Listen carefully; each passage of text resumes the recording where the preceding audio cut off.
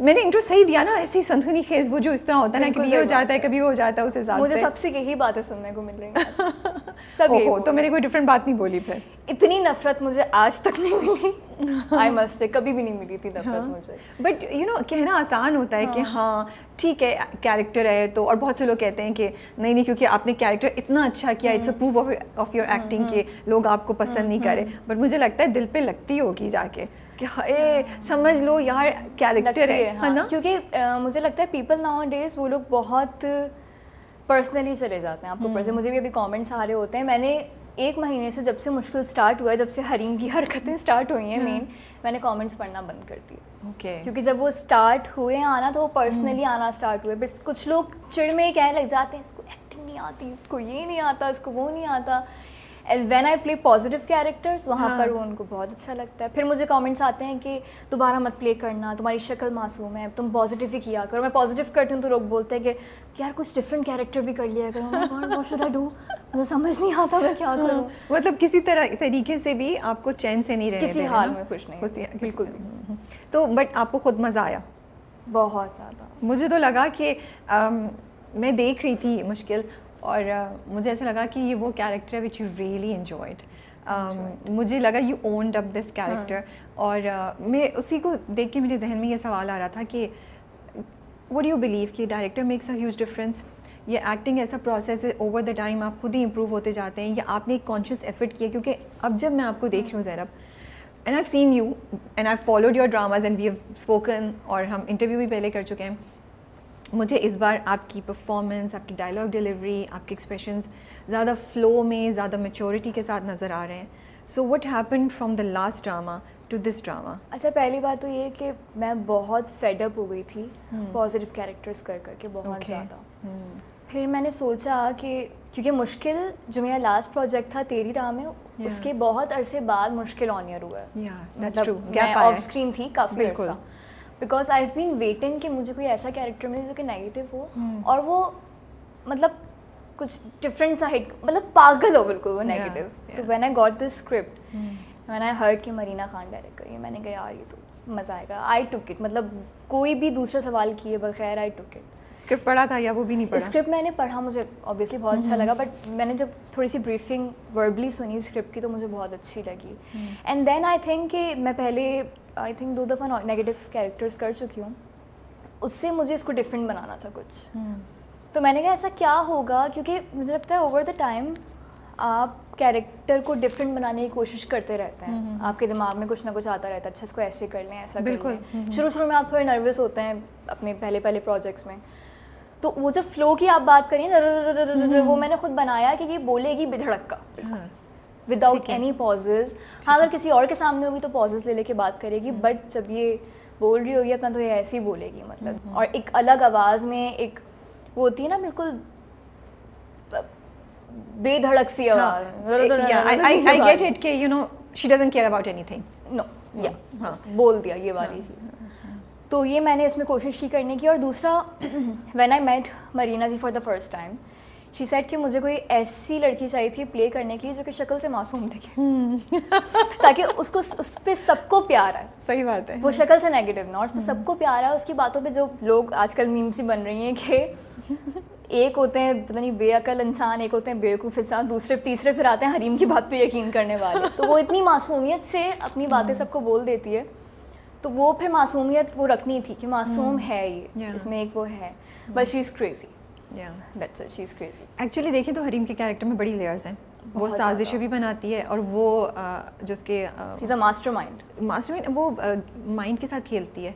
वो एक सीन है जिसमें असफन रो रहा होता है लिटरली कि वो कहता है मैं क्यों कर रहा हूँ ऐसे, तुम मुझे इस पॉइंट तक लाती हो।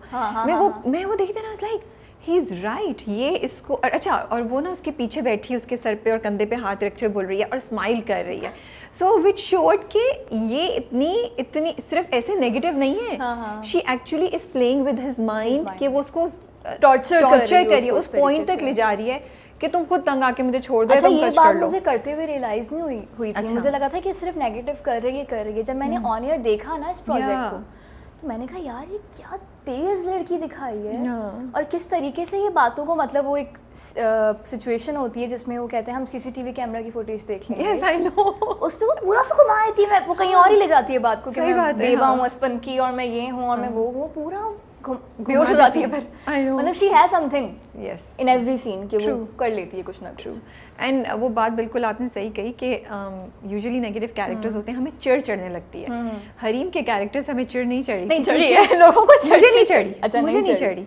फिर एक थोड़ा सा हेट क्लब भी आई थिंक ऐसे ऑटोमेटिकली क्रिएट हो जाता है, आप इग्नोर कर दें। मैं देख रही हूँ, मैं बहुत ऑब्जेक्टिवली देख रही होती हूँ। एंड आई फेल्ट कि हरीम के कैरेक्टर को आपने इतने अच्छे तरीके से किया कि आपने वो मेंटेन रखा कि we can see she is negative, she is साजिशी, but at the same time there is a softness about her which of course has to do with your pretty मासूम फेस ऑल्सो।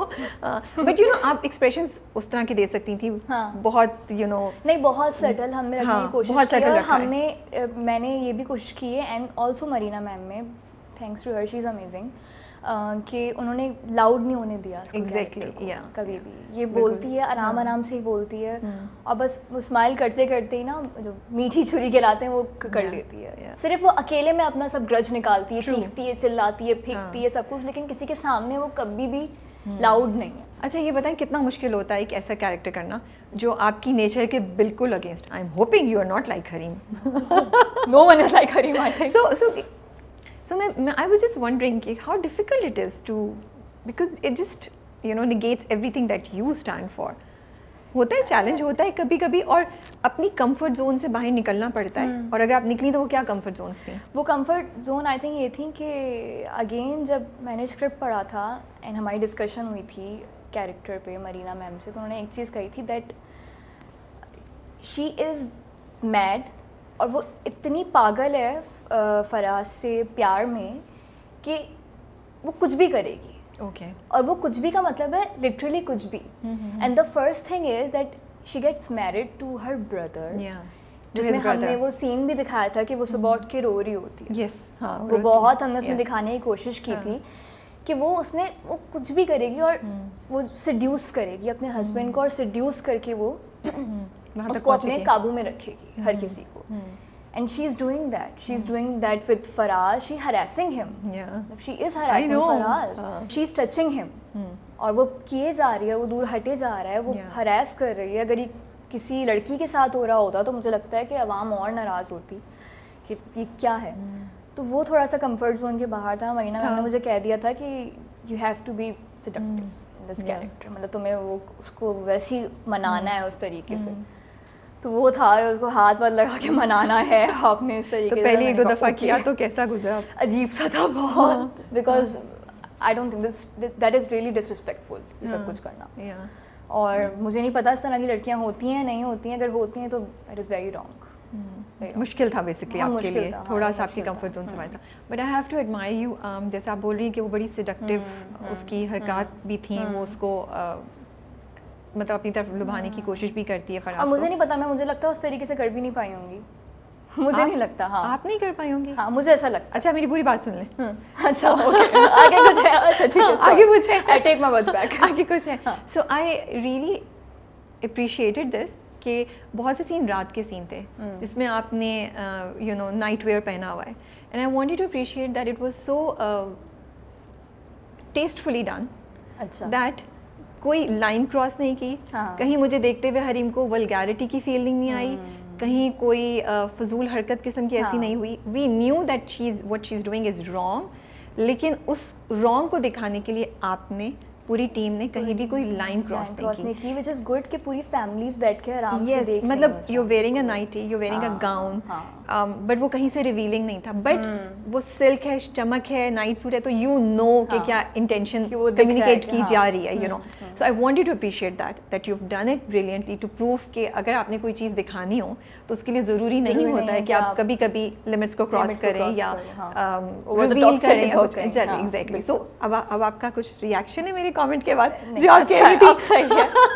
अच्छा, मैंने इस point of view से सोचा नहीं था। वैसे इट्स गुड कि अगर मैं बहुत ज़्यादा अगर दिखाया जाता और बहुत ज़्यादा अगर करते तो मुझे नहीं लगता कि अगर घर घर में आजकल छोड़ दिया चल रहा होता तो वो ना चल रहा होता, बिकॉज फैमिलीज पूरी बैठ के देख रही होती हैं, मेरी फ्रेंड्स मुझे कुछ कॉल कर रहे होते हैं कि हम सब बैठ के देख रहे हैं साथ, तो ऐसा कुछ नहीं जिसके लिए मुझे शेमफुल महसूस हो कि ओह माय गॉड कि ये ऐसे मुझे देख रहे हैं। और दूसरी बात ये है कि ज़ैनब, आप आई एम श्योर आप नेगेटिव कमेंट्स पढ़ी, but there must be some positive comments also, some क्या lot of positive comments appreciating you.